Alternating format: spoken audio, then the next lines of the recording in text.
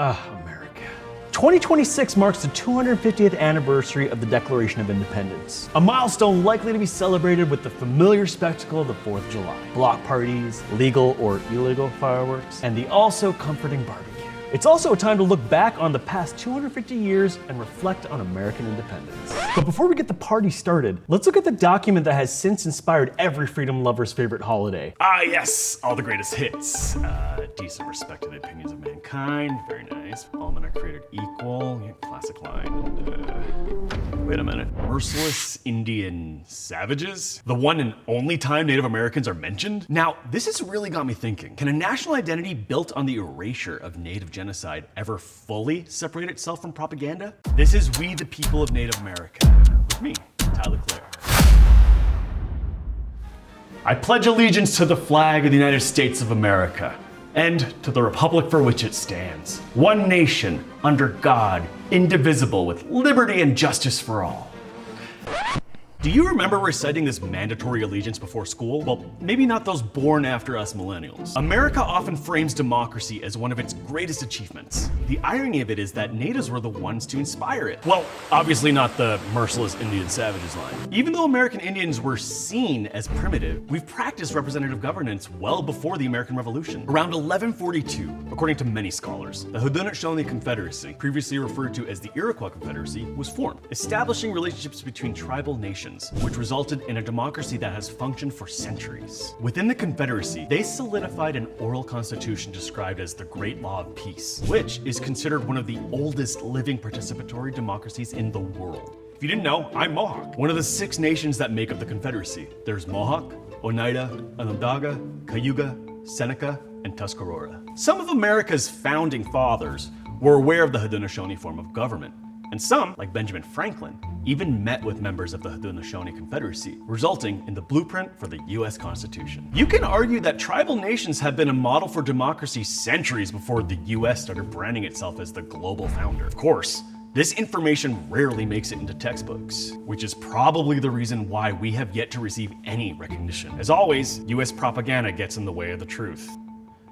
Okay, so let's say the US didn't invent democracy, but they did fight for independence so they can get a little thing called liberty, right? I guess to them, liberty means freedom to embark on brutal invasions and occupation of indigenous lands. But before I get ahead of myself, in 1754, the French and British went to war over a land dispute in the Ohio Valley. Today, this war is referred to as the French-Indian War. This war had more to do with which colonizing country would expand their territory into North America. And different tribal nations made strategic decisions to side with either Great Britain or France, depending on who a tribe thought would be better to them. The Haudenosaunee Confederacy sided with Britain, while France worked with various tribes like the Algonquin. Another thing I bet you didn't learn in school. After the British victory, the colonists set their sights on westward expansion. The British tried to stop this expansion, not out of the kindness of their heart, but because endless frontier wars were draining their resources. To pay off their debt, the British Parliament ramped up their taxation of the colonies. The colonists, of course, weren't too happy about that. After the colonists were denied their dreams of free reign westward expansion while incurring more taxes, they were itching to cast off British rule, resulting in the Revolutionary War, which officially broke out in 1775. Among the grievances listed in the Declaration of Independence, the founders cite the Crown's failure to protect colonists from the merciless Indian savages. I think it's about time that we bring in an actual expert to help us understand the lasting impact of the Declaration of Independence. Dr. Stephanie Freiberg is a professor of psychology at Northwestern University. We've been discussing the Declaration of Independence and the phrase merciless Indian savage. Can you describe how this language can affect a person's beliefs about a group of people? Historically, it was a term that was used to justify the dispossession of our land, the exclusion of our people from the emerging frameworks of law, and instead it renders us a threat that needs to be managed rather than a people to be respected. When Thomas Jefferson wrote the Declaration of Independence, he did not have Black or Native Americans in that vision. We were not seen as the people who he saw life, liberty, and the pursuit of happiness as being for. In this case, the document functions as 2 things at once. It's a promise of universal freedom and an explicit dehumanization of the continent's original peoples, right, of us. Many tribes tried to avoid involvement in the Revolutionary War, viewing it as a dispute between the Crown and its colonies. colonies. But after the British made claims that they would help stop settler expansion, many tribes decided to back Britain. After the colonists won the war, this was used as an excuse to raid and settle on native lands, despite some native tribes even fighting under George Washington. At the war's end, the crown ceded all of its land east of the Mississippi to the new country, making native land free for the taking.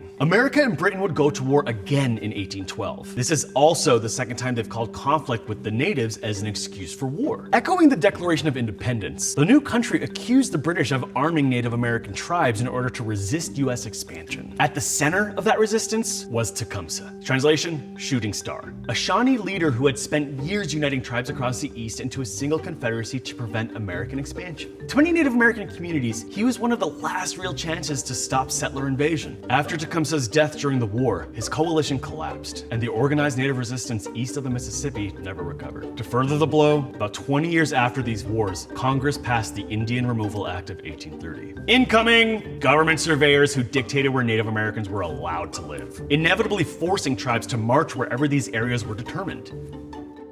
Let's take a look at some national symbols that help define America, and how they evolved into tokens of patriotism, or rather propaganda. Soon after the founding of the country, the belief that the United States was destined to expand its territory from sea to shining sea grew in popularity. Known as Manifest Destiny, this ideology was rooted in ideas of American exceptionalism and justified this westward expansion as a God-given right. The poster child for this message? Uncle Sam. In the early 1800s, Uncle Sam was no caricature, but likely inspired by a real-life figure, a military meat supplier named Samuel Wilson, whose soldiers called Uncle Sam. Soon after, a cartoon version of Uncle Sam became an ambassador for Manifest Destiny. And Uncle Sam had some assistance from his female counterpart, Lady Columbia, whose name was inspired by Christopher Columbus. Even though Columbus sparked a whole genocide of Native Americans without even setting foot on US soil. Anyway, by the late 1800s, Uncle Sam began his rise to national fame on pages of American magazines and newspapers, later finding a home in the very political magazine titled Puck. Puck was the first successful American satirical magazine featuring political cartoons. In those cartoons, he had the job of convincing settlers that Native Americans didn't have any ownership of their own land, and demanded that indigenous people either give up their ancestral lands or be pushed out by war. And pushed out by war they were. There were so many wars between native tribes and the settlers that they're often lumped together as the Indian Wars, a convenient way of sanitizing history for modern audiences by minimizing the magnitude of genocide settlers inflicted on tribes and their populations. These wars included roughly 40 named conflicts and 1,500 battles. In fact, one could argue many were not really wars at all, but rather massacres that included deaths of women, children, and elders, not just soldiers. And hey, it's all about branding. Now that we established Uncle Sam's true nature of a mascot image used as a propaganda tool to promote genocide, how about we hear from Dr. Freiberg and her thoughts on the matter? So we have just gone over the idea of Manifest Destiny and Uncle Sam's role in that. What is your perspective in response to these topics? These ideas of Manifest Destiny, these ideas of Uncle Sam, are merely more representations that justify what has happened, that justify American society, that justifies the erasure and dehumanization of Native people. And, certainly if God meant for us to be put in that place, it becomes so much easier for people to kill, maim, take our land, take our items, take our practices of agriculture, and then dispossess us of them, right? And even own the things that we did bring. So, Uncle Sam was a propaganda tool that became a mascot. Well, what about another USA mascot? The bald eagle. They are so revered that they are directly protected under at least 2 federal laws. However, long before the eagle became the national bird and the official seal of the United States, it had a distinct religious and cultural significance among Native Americans. In fact, because of these distinctions, today, only tribal citizens can legally possess feathers for religious and cultural purposes. The bald eagle is unique to the North American continent and represents strength, courage, and freedom. So, of course, this symbol would be repackaged by settlers and branded as a symbol of American national identity. Speaking of national identity, let's talk about citizenship. Over time, the US government began to change its policy from one of elimination to assimilation. One way it did this was by offering citizenship through an 1887 law called the Dawes Act. Before that, Native Americans had been excluded from birthright citizenship because under the Constitution and early federal law, they weren't considered American citizens. The Dawes Act offered citizenship to individual Native Americans in exchange exchange for giving up their land and their cultural identity tied to it. For many Native nations, land was not simply property to be bought and sold, but it was the foundation of their kinship systems. Think agricultural traditions, spiritual practices, and their own way of governance. These systems depended on shared responsibility of the land rather than individual ownership, something the Dawes Act sought to dismantle in order to urbanize Native Americans into white Christian culture and traditions. The Dawes Act opened the door for conditional granting of citizenship, and shortly after came another method: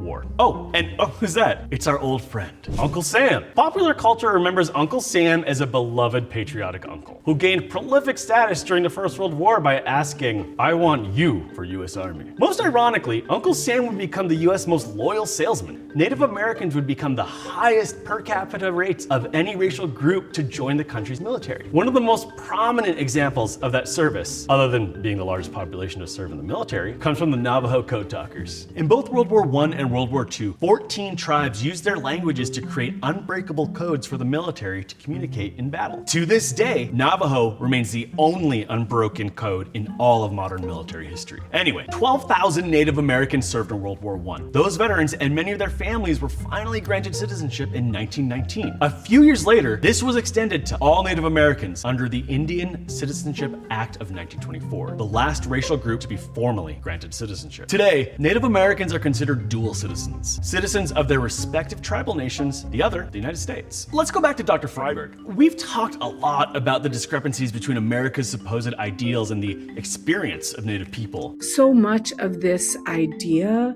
about what it means to be American is tied up in these ideas, but it was never intended to be true for us. And I think that subhumanization of Native Americans is a really essential piece to understanding why today we could even question the citizenship of Native Americans. What does dual citizenship mean to you as a citizen of your tribal nation and the US? This is my ancestral homeland. Where my people live is where my ancestors lived. And, continuing to be connected to that land and understanding the importance of that land for my identity and my children's identity is really important. But hey, at least after granting citizenship, we had access to all these amazing freedoms, right? Wrong.